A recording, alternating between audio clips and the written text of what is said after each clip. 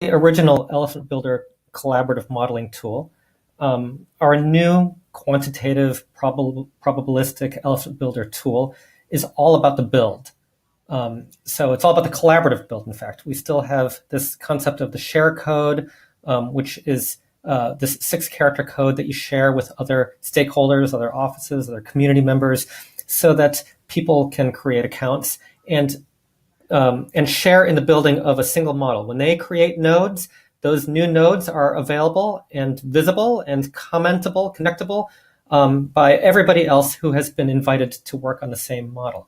And just like the original Elephant Builder, the goal is to create a complicated, complete causal model of the system, the community that you're interested in understanding, but it all happens node by node.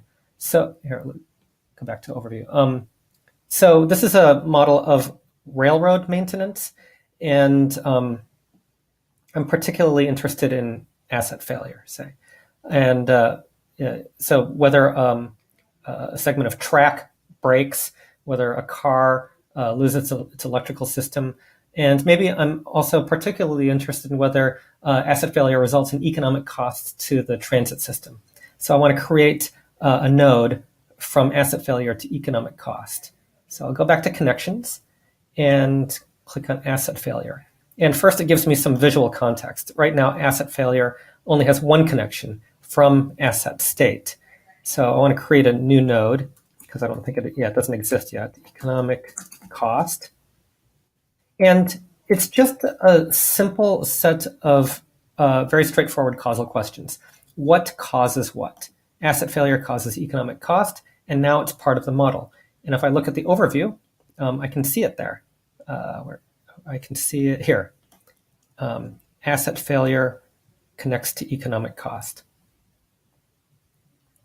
So now I have to add states to it because each of these variables has potential states. Economic cost, I could add numerical ranges, but because I'm just making this up and I want to keep it really simple, I'm just gonna say low, medium, and high economic cost. And now that I've created states for this variable, I can attach probabilities to them. Now, if I look back at the overview, what does this mean? So rail traffic. Rail traffic, if I look over on the right-hand side here, somebody has assigned the probabilities for rail traffic being a 20% chance of low traffic and an 80% chance of high traffic. Some of these nodes have causal inputs, like inspection result. Inspection result, the possible states are poor and good, but the probabilities of inspection result being poor or good depend on the state of the asset state. So I need to assign probabilities to economic costs. Right now, if you look on the right-hand side, there are no probabilities, but I know that the different probabilities are going to depend on the state of asset failure because asset failure feeds into economic cost. So I'll go back to probabilities. So I can assign probabilities and click on economic cost. So if asset failure is no, if I don't have asset failure, then what are the probabilities of low, medium, or high economic cost? Now, if I have an economic model that has numerical formulas for economic cost of different situations, then I can plug that formula in and use Monte Carlo simulation to generate the probability distribution. Or if I have historical data, I can infer the probabilities from the historical data. And if I don't have anything like that, sometimes people do this kind of modeling using consensus of subjective opinion. But I'm just going to make up some numbers, 0.7, because I figure if there's no asset failure, there should be a pretty high chance that there's low economic cost.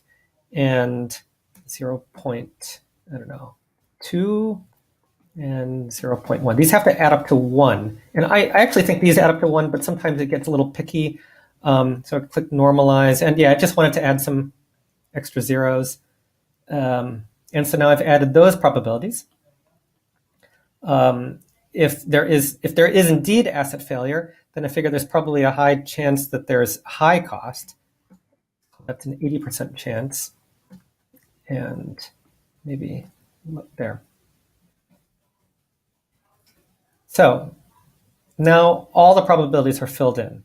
I have the probabilities of economic cost, and they are different probabilities depending on the different states of asset failure. And you can see how complicated this can be, even with just these 12 nodes, because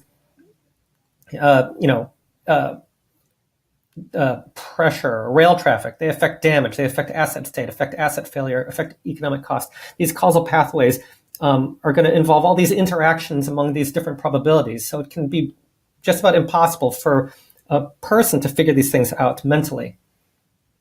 So I can run scenarios. So I clicked on the scenarios tool. So right now, it says unobserved for all of these things. So what this means is that if I don't know the values of any of these variables, if I don't have any data to go on, then here's how all those probabilities interact. Here are the probabilities of the different states of each of the variables in the model.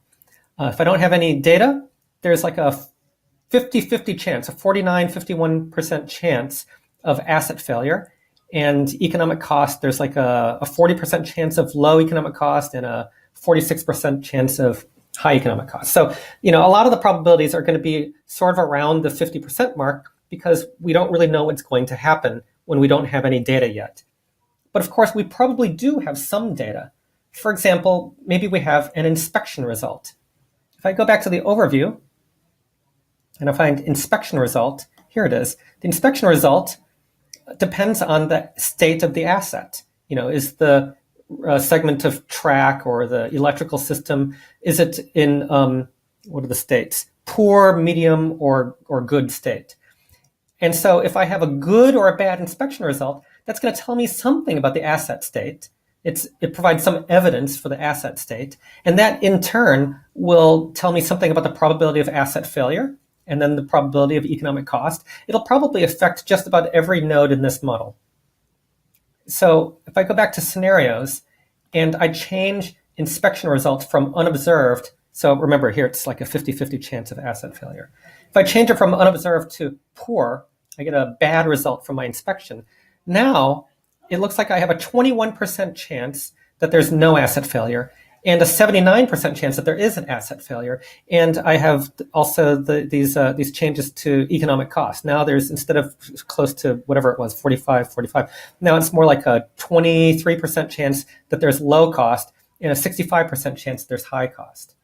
If I change the inspection result to be good, now there's an 80% chance that there's no failure and the resulting changes in the economic cost. If I want to compare, actually, I'm not going to compare inspection results. Let's say I want to compare, move this picture of myself. If I want to compare different weather situations, then now I have a probability column for when the weather is dry, when it's windy, or probability that there's a lot of rain. And I can compare these probabilities of asset failure in the different weather situations, let's say that I want to convince somebody or make some sort of case either for or against spending money on periodic maintenance. And so I can say, well, when there's no periodic maintenance or when there is a periodic maintenance program, then here are how the asset failure probabilities, the economic cost probabilities, the various other probabilities, how they all pan out. So what do I have here? I have a tool for testing quantitative scenarios and generating probabilistic results.